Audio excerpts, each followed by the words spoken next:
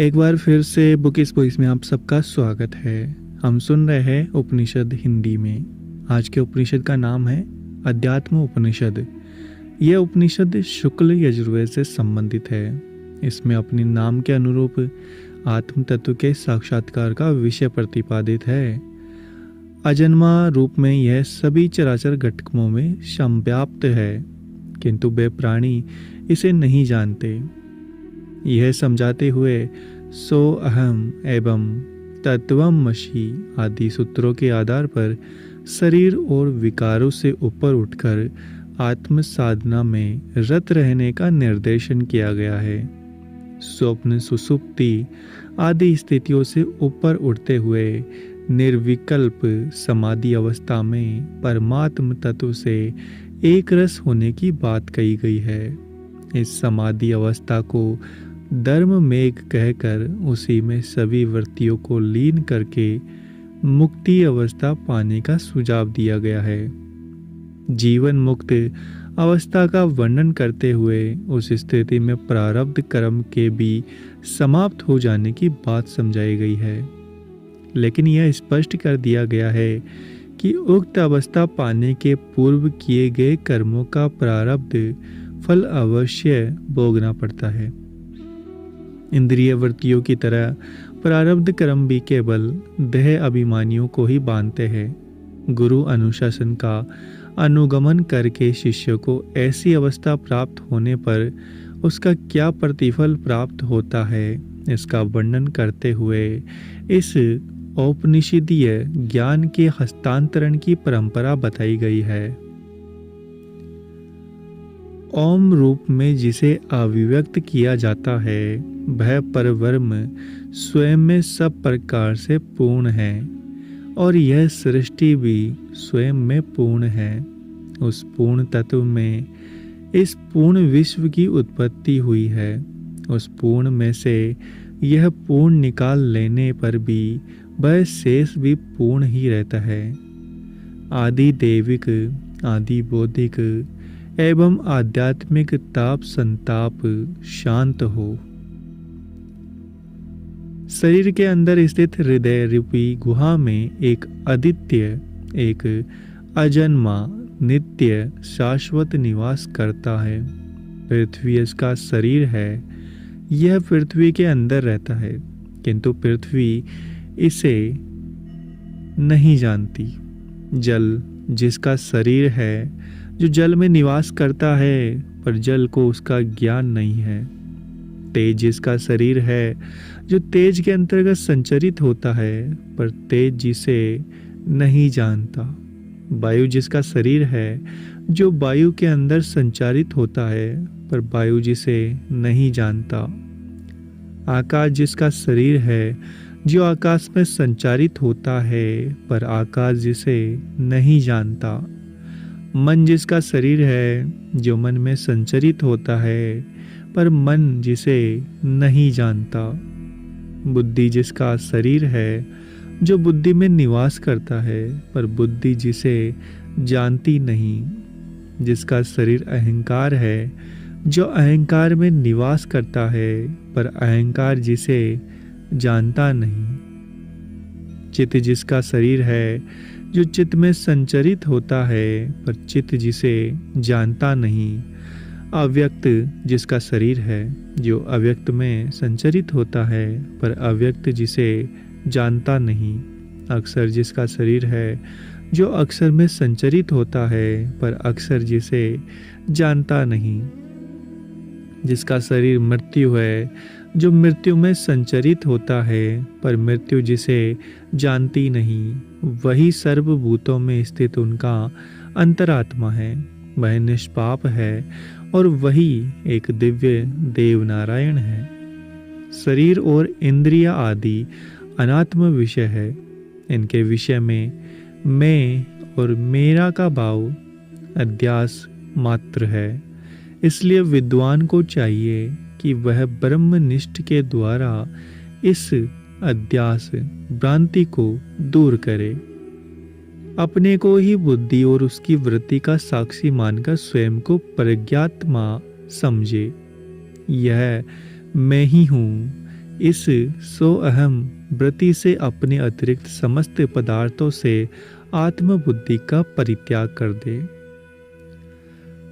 लोकानुवर्तन अर्थात संसार का अनुसरण छोड़कर देहानुवर्तन भी त्याग देना चाहिए।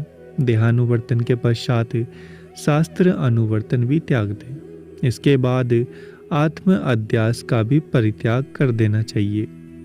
मनुष्य प्रारंभ में लोक, देह, शास्त्र आदि के माध्यम से सत्यानुगमन का प्रयास करता है। जैसे जैसे सत्य का स्वरूप समझ में आता है वैसे वैसे स्थूल आदरों का सहारा लेने की आवश्यकता घटती जाती है।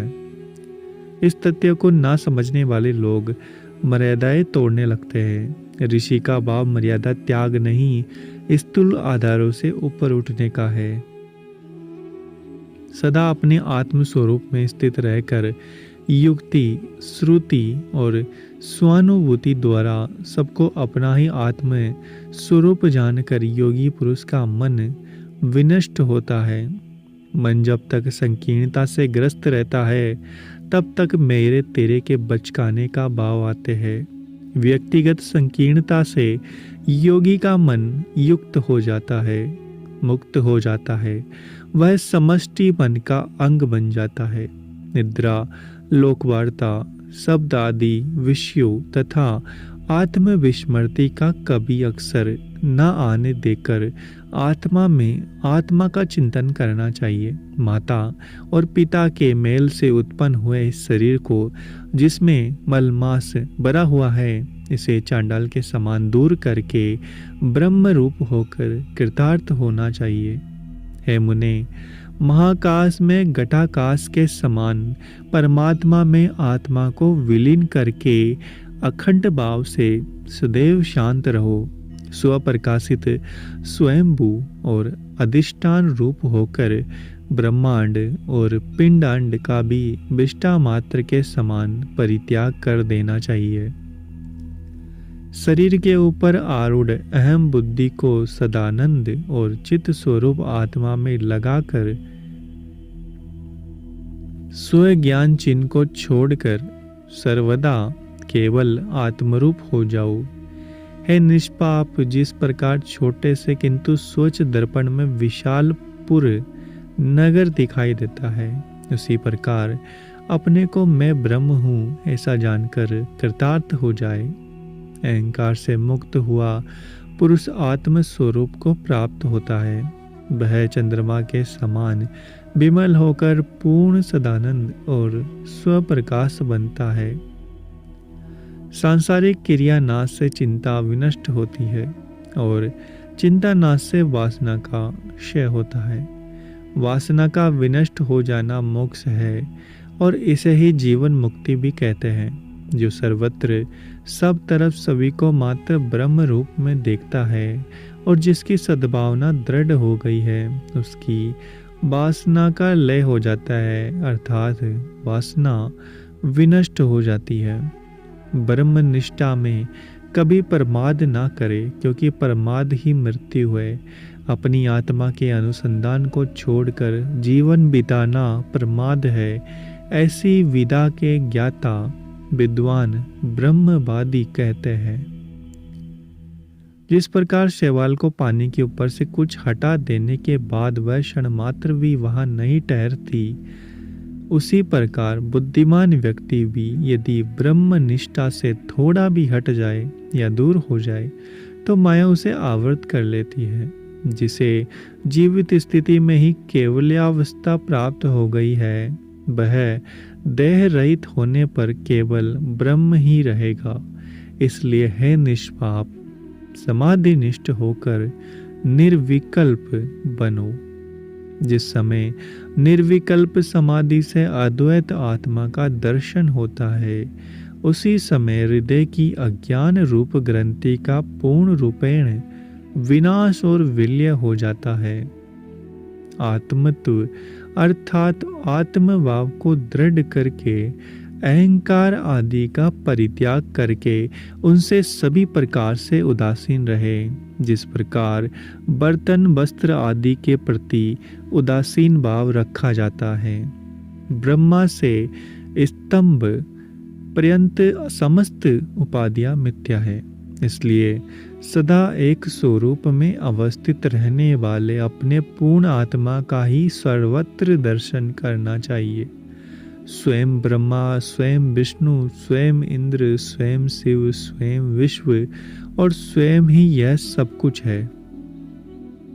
स्वयं के अतिरिक्त और कुछ भी नहीं है।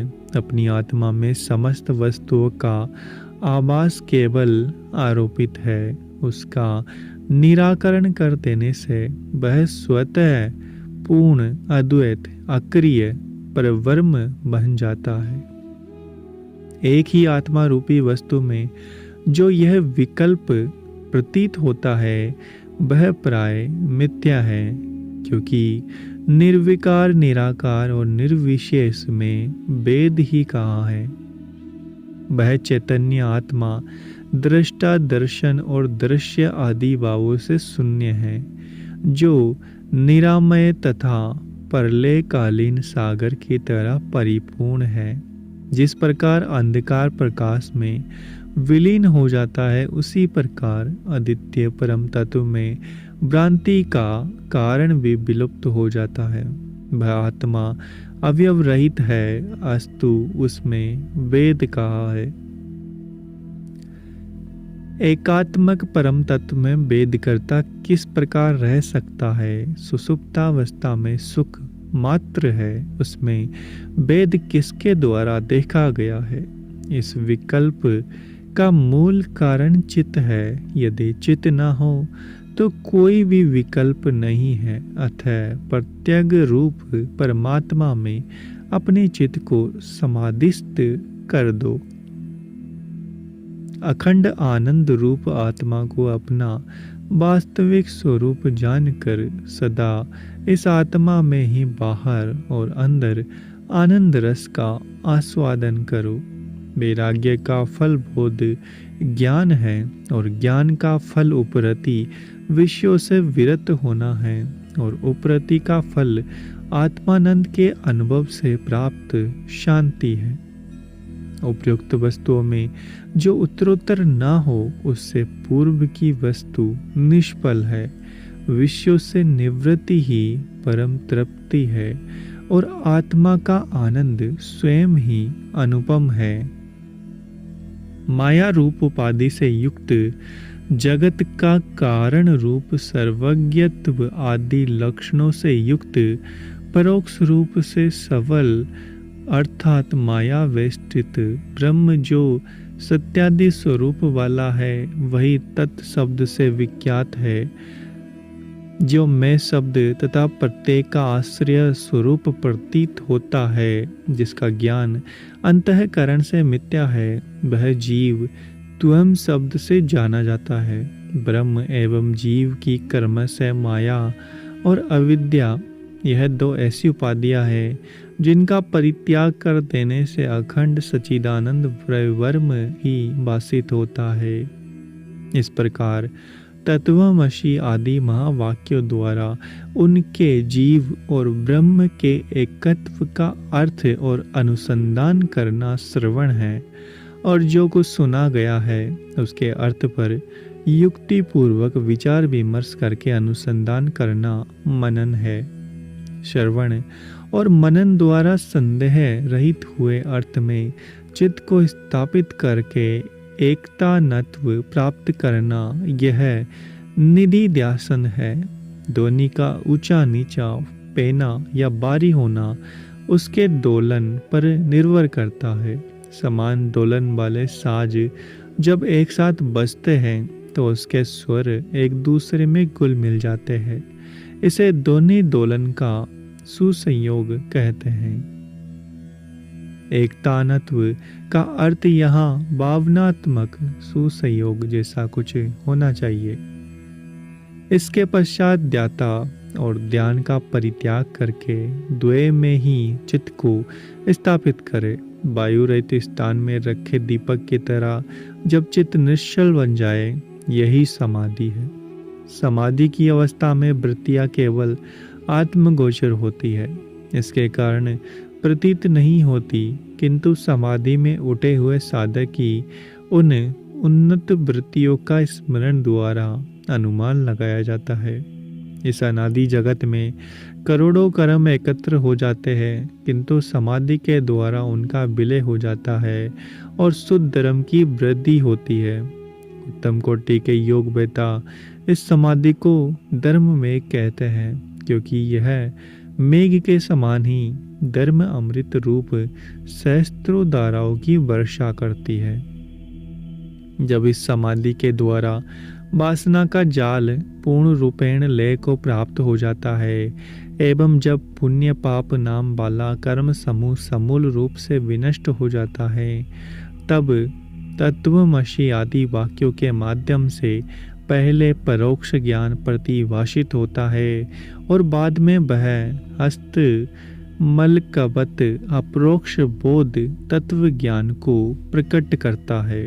जब भोगने योग्य पदार्थ की उपस्थिति में भी वासना उदित ना हो, तब वैराग्य की स्थिति जान लेनी चाहिए। और जब अहम भाव के उदय का अभाव हो जाए, अर्थात जब वैसी परिस्थिति बन जाए जहाँ पर अहम ना आए, तब ज्ञान की परम स्थिति जाननी चाहिए। लीन वृत्तियाँ पुनः उदित ना हो तो वह उपरति की स्थिति समझनी चाहिए। इस स्थिति वाला यति स्थिति प्रज्ञ कहलाता है, जो सदा आनंद अनुभूति करता रहता है, जिसका आत्म तत्व एकमात्र ब्रह्म में ही विलीन हुआ हो, वह निर्विकार और निष्क्रिय हो जाता है। ब्रह्म और आत्मा के एकत्व के अनुसंधान में लीन हुई वृत्ति जब विकल्प रहित और मात्र चैतन्य रूप बन जाती है, तब उसे प्रज्ञा कहते हैं। वह प्रज्ञा जिसमें सर्वदा विद्यमान रहती है, वह जीवन मुक्त कहलाता है। शरीर और इंद्रियों में जिसका अहम भाव ना हो तथा इनके अतिरिक्त अन्य पदार्थों पर भी जिसका ममत्व ना हो, वह जीवन मुक्त कहलाता है। जो जीव और ब्रह्म में तथा ब्रह्म और सृष्टि में भेद बुद्धि नहीं रखता, वह जीवन मुक्त कहलाता है।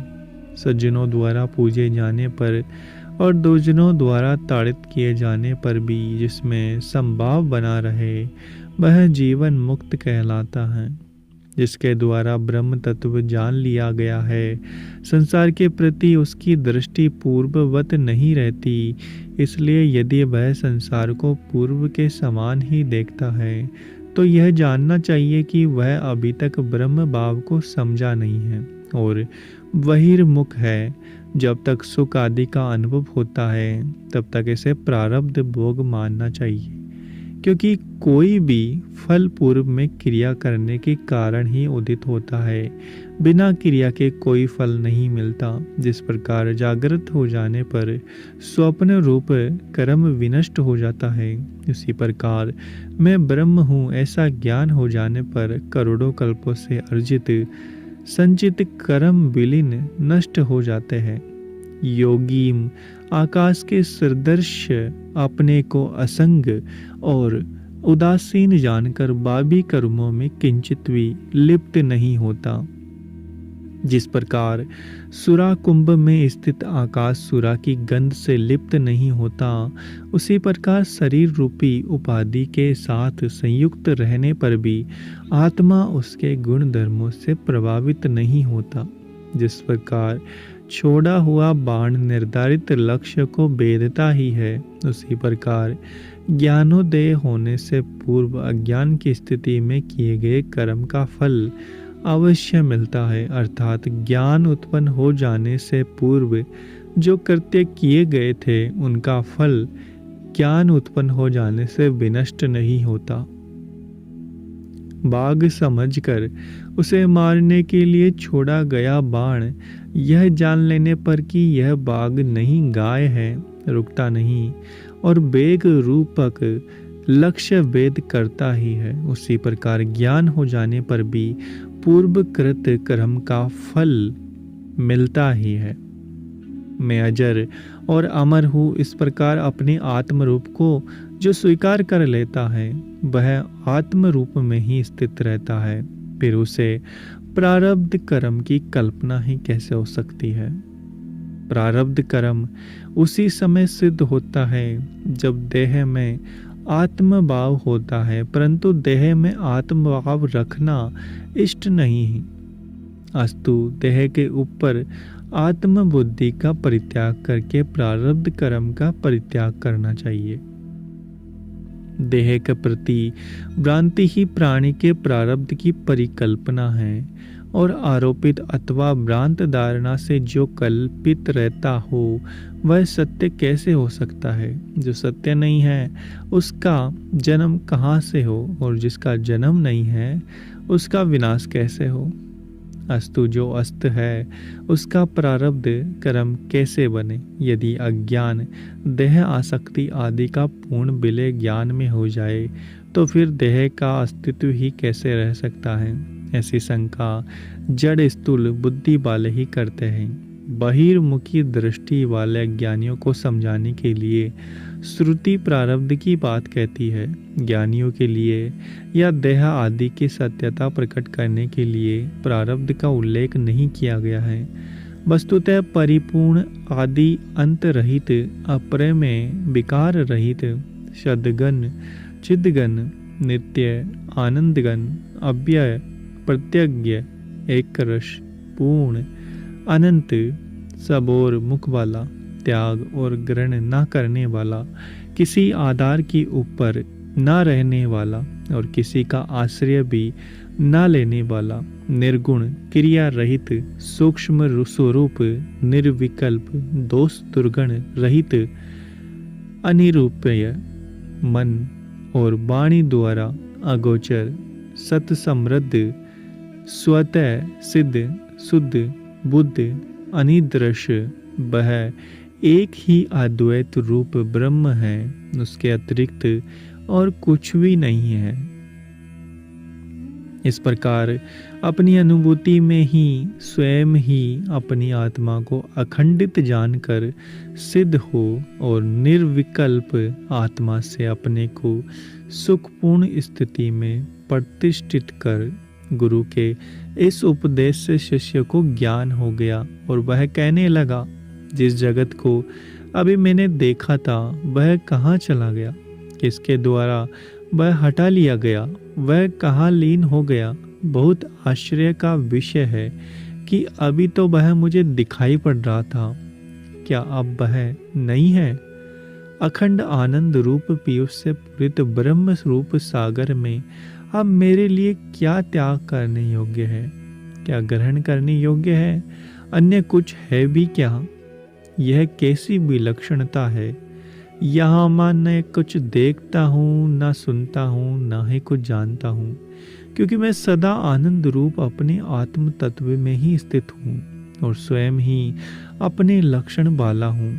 मैं संग रहित हूँ, अंग रहित हूँ, चिन्ह रहित और स्वयं हरि हूँ। मैं प्रशांत हूँ, अनंत हूँ, परिपूर्ण और चिरंतन अर्थात प्राचीन से प्राचीन हूँ। मैं अकर्ता हूँ, अभोक्ता हूँ, अविकारी और अव्यय हूँ। मैं शुद्ध बोध स्वरूप और केवल सदाशिव हूँ। यह विद्या गुरु ने अपांतरमतम नामक देवपुत्र ब्राह्मण को दी थी। अपांतर तम ने ब्रह्मा को दी थी। ब्रह्मा ने गौर आंगिरस को दी। गौर आंगिरस ने रेक को दी। रेक ने राम परशुराम को दी। राम ने समस्त प्राणियों के लिए प्रदान की। वह निर्वाण करने का अनुशासन है, वेद का अनुशासन है और वेद का आदेश है। इस प्रकार यह उपनिषद रहस्य विद्या पूर्ण हुई। उम्मीद है आपको हमारे प्रयास पसंद आते होंगे। चैनल को सब्सक्राइब करें, वीडियो को लाइक और शेयर करना ना भूलें। मिलते हैं आपसे अगले एपिसोड में।